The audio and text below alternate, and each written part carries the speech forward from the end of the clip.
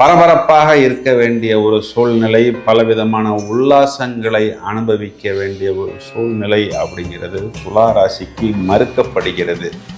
ஏன் சார் துலா ராசி மேலே உங்களுக்கு ஏதாவது கோபமா அப்படின்லாம் கேட்காதீர்கள்.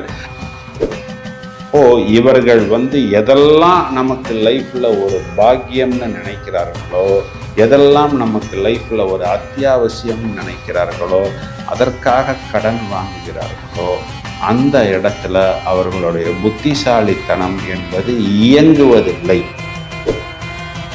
இதுதான் இவர்கள் ஃபேஸ் பண்ணக்கூடிய ஒரு பெரிய சேலஞ்ச். இந்த சேலஞ்சினால இவங்களுக்கு நிறைய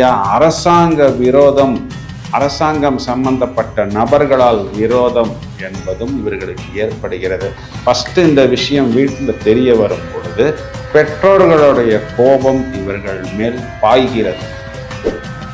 இவர்களுக்கு 8ஆம் வீடுன்னு சொல்லக்கூடிய அஷ்டமஸ்தானத்தில் சந்திரன் என்பவர் உச்சம்.